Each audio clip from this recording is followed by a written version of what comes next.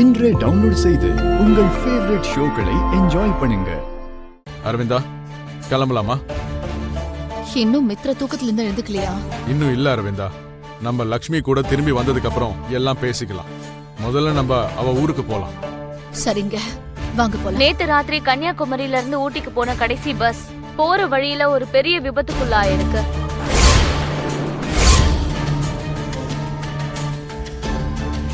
ஒரு மலை அடிவாரத்துல பள்ளத்துல போய் பஸ் விழுந்ததுனால நிறைய பேருக்கு பயங்கர காயம் ஏற்பட்டிருக்கு.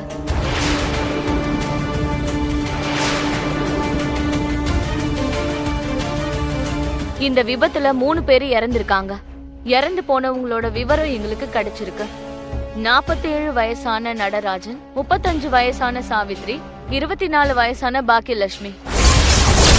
பாக்கியலட்சுமிங்கிறவங்க வேற யாரும் கிடையாது, கன்னியாகுமரியில பேர் போன நந்தன் குரூப் ஆஃப் கன்ஸ்ட்ரக்ஷன்ஸோட எம்டியான மித்ரா நந்தனோட மனைவின்னு எங்களுக்கு தெரிய வந்திருக்கு.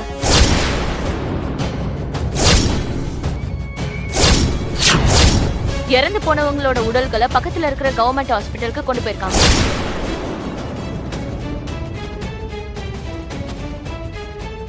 அதுக்குள்ள எப்படிங்க இவ்வளவு பெரிய விபத்து ஆயிருக்கு? விபத்து ஆகணும். விபத்து ஏற்பட்டது நல்லது.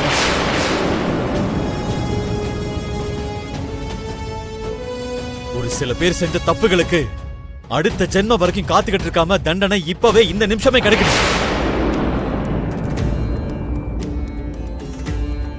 செஞ்ச தப்புகள் அவ்வளவு மோசமானதா இருக்கும்போது தண்டனையும் அந்த அளவுக்கு மோசமா இருக்கணும்.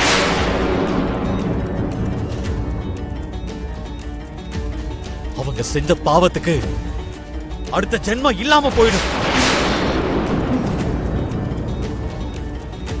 அண்ணே, அண்ணிய பத்தி ஏன் இவ்ளோ மோசமா பேசுற?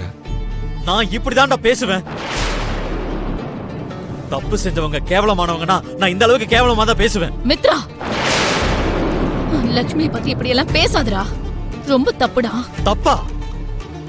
என்னம்மா நான் செஞ்சது தப்பு? லக்ஷ்மி மாதிரியான துரோகிங்களை இந்த மாதிரி தான் பேசணும்.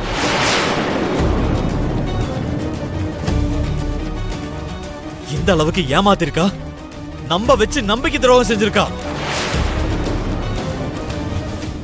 அப்படிப்பட்டவங்களுக்கு இந்த பூமியில வாழ்றதுக்கு அருகதையே இல்லை.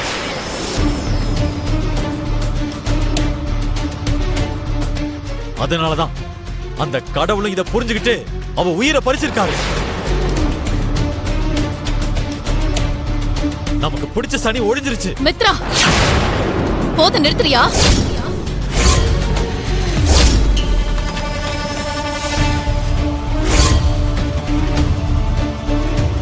நான் சொல்றத முதல்ல கேளு.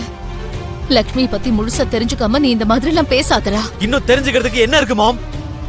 லக்ஷ்மி நம்ம எல்லாருக்காகவும் அரவிந்தா, அமைதியா இரு. அவனை பாருங்க, லக்ஷ்மி எந்த அளவுக்கு தப்பா பேசுறான்னு. என்ன நடந்துச்சுன்னு என்ன சொல்ல விடுங்க மித்ரா. அரவிந்தா, நான் தான் சொல்றேன்ல. வேண்டாங்க, இனி என்ன தடுக்கிறதுல பிரயோஜனம் இல்ல. அரவிந்தா, நான் சொல்றத கேளு. இல்லங்க, நீ என் கூட வா. மித்ரா வா.